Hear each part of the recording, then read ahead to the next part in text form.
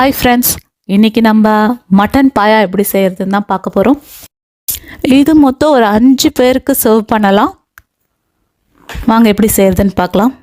அதுக்கு நான் ஒரு 5 லிட்டர் குக்கர் எடுத்திருக்கேன். குக்கரை பார்த்திங்கன்னா இண்டக்ஷன் மேலே வச்சுருக்கேன். நான் ஆன் பண்ணலை ஸ்டவ்வை. ஸோ எல்லா ஐட்டம்ஸும் ஆட் பண்ணிவிட்டு அதுக்கப்புறம் நம்ம ஆன் பண்ணிக்கலாம்.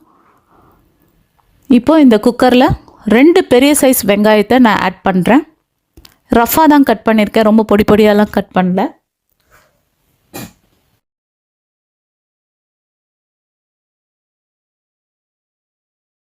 அடுத்து 3 டேபிள் ஸ்பூன் இஞ்சி பூண்டு விழுது ஆட் பண்ணுறேன்.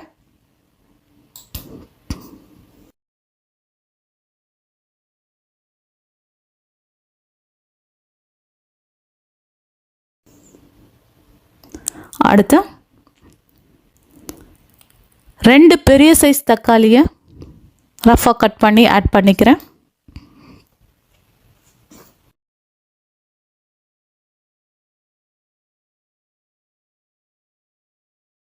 அரை டேபிள் ஸ்பூன் மஞ்சத்தூள் சேர்த்துக்கிறேன்.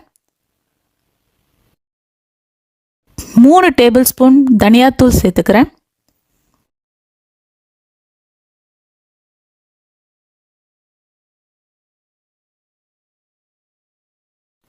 வீட்டில் அரைச்ச குழம்பு மிளகாய்த்தூள் 5 டேபிள் ஸ்பூன் சேர்த்துக்கிறேன்.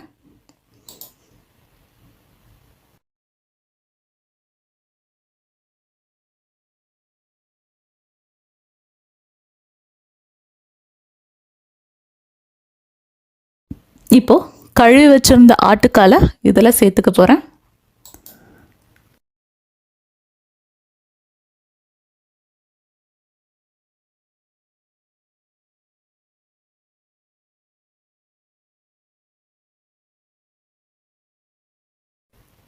அடுத்து இந்த ஆட்டுக்கால் முழுகிற அளவுக்கு தண்ணி சேர்த்துக்கலாம்.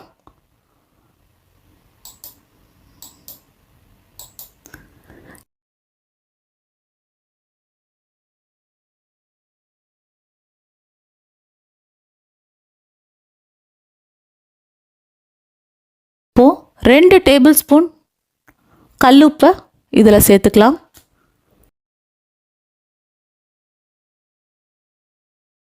இதை நல்லா இப்போ மிக்ஸ் பண்ணிவிட்டு நான் இண்டக்ஷனை ஆன் பண்ணிடுறேன். மீடியம் ஃப்ளேமில் வச்சு தான் குக் பண்ணணும். ரொம்ப ஹையில் வச்சுக்கிட்டா ப்ரெஷர் அதிகமாகி வெளியில் வரத்துக்கு வாய்ப்பு இருக்குது. ஸோ மீடியம் ஃப்ளேமில் வைங்க. மொத்தம் ஒரு 12 விசில் வச்சா போதும்.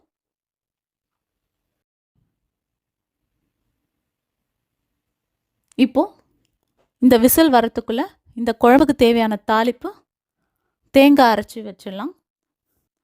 ஸோ இப்போ ஒரு மிக்சி ஜாரில் நான் ஒரு 3 பெத்த தேங்காய் எடுத்திருக்கேன். அதில் அரை டேபிள் ஸ்பூன் கசகசா போட்டுக்கிறேன். இது ஒரு அரை டம்ளர் தண்ணி ஊற்றி ஊற வைக்க போகிறேன். ஏன்னா கசகசா ஊறுச்சுன்னா கொஞ்சம் நல்லா ஸ்மூத்தாக பேஸ்ட் வரும். அதனால் இது அரை டம்ளர் தண்ணி ஊற்றி ஓரமாக ஊற வைக்க போகிறேன். நம்ம தாளித்து முடித்த உடனே இதை அரைச்சிக்கலாம். வாங்க தாளிப்பு பண்ணலாம். இப்போது ஒரு கடாய் எடுத்துக்கோங்க. அதில் ஒரு கரண்டி கடலெண்ணெயை சேர்த்துக்கோங்க. எண்ணெய் சூடானதுக்கப்புறம் 4 பட்டை, 3 கிராம்பு, 3 பிரிஞ்சி இலை இதில் சேர்த்துக்கலாம். எப்பவுமே எண்ணெய் ஆனதுக்கப்புறம் தான் இதை சேர்த்துக்கணும்.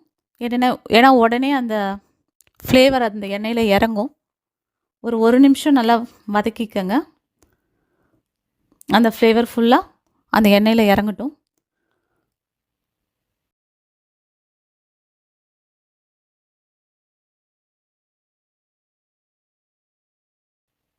அடுத்து ஒரு மீடியம் சைஸ் வெங்காயத்தை பொடி பொடியாக கட் பண்ணி சேர்த்துக்க போகிறேன். அது நல்லா வதங்கட்டும். ரொம்ப வதங்கணும்னு அவசியம் இல்லை, ஓரளவுக்கு வதங்கினா போதும்.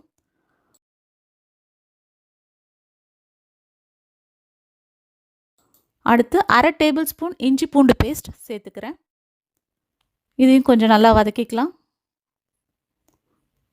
அந்த ரா ஸ்மெல் போகிற வரைக்கும். அடுத்து ஒரு மீடியம் சைஸ் தக்காளியை பொடி பொடியாக கட் பண்ணி சேர்த்துக்கிறேன். அதையும் நல்லா சேர்த்து வதக்கிக்கலாம்.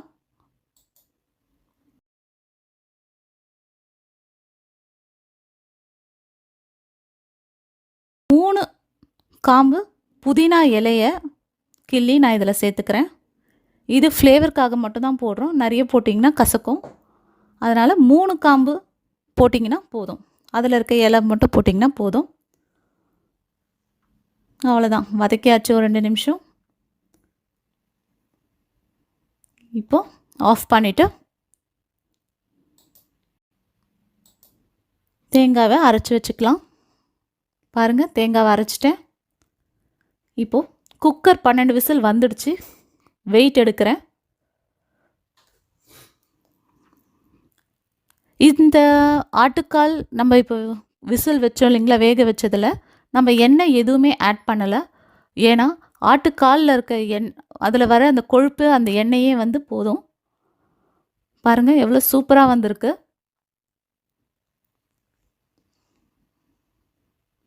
இப்போது நம்ம தாளித்து வச்ச அந்த வெங்காய தக்காளியை இதில் சேர்த்துக்கலாம். கொஞ்சம் தண்ணி ஊற்றி அந்த கடாயில் இருக்க மீதி எல்லாத்தையும் அதில் சேர்த்துக்கிறேன். அடுத்து இது ஒரு 5 நிமிஷம் நல்லா கொதிக்கிட்டோம். நல்லா கொதி வரணும். ஒரு கொதி வந்து ஒரு 2-3 நிமிஷம் நல்லா கொதிக்கணும். அரைச்சி வச்ச அந்த தேங்காய் விழுதை இதில் சேர்த்துக்கிறேன். இதையும் நல்லா ஒரு 5 நிமிஷம் கொதிக்க விடலாம். நீங்கள் ஊற்றின உடனே கொதிக்காது. ஒரு 5 மினிட்ஸ் வெயிட்டிங்கன்னா தான் நல்லா கொதி வரும்.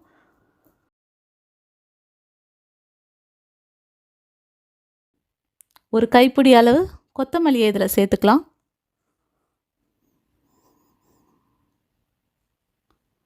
அவ்வளோதாங்க, மட்டன் பாயா ரெடி ஆயிடுச்சு. யூஸ்வலாக இது மார்னிங் டிஃபனுக்கு தான் நாங்கள் சாப்பிடுவோம். இட்லி கூட வச்சு சாப்பிடும்போது வேறு லெவலில் இருக்கும். அதோடு யாரும் வீட்டை விட்டு வெளியில் போக மாட்டாங்க. எல்லாம் படுத்து தூங்க ஆரம்பிச்சிடுவாங்க. ஏன்னா அந்தளவுக்கு ஹெவியாக இருக்கும். ஸோ இது மோஸ்ட்டாக சண்டே அந்த மாதிரி ஒர்க்கிங் டே இல்லாத அன்றைக்கி, வீக்கெண்ட்ஸில் இல்லை ஹாலிடேஸில் பண்ணிங்கன்னா எல்லோரும் சாப்பிட்டு நல்லா தூங்குவாங்க, ரெஸ்ட் எடுப்பாங்க. உடம்புக்கும் ரொம்ப நல்லது. ஸோ ட்ரை பண்ணி பாருங்கள். ரியலாகவே சூப்பராக இருந்தது. நீங்களும் ட்ரை பண்ணிவிட்டு பிடிச்சிருந்தா கமெண்ட் பண்ணுங்கள், லைக் பண்ணுங்கள், ஷேர் பண்ணுங்கள், சப்ஸ்கிரைப் பண்ணுங்கள். Thank you so much.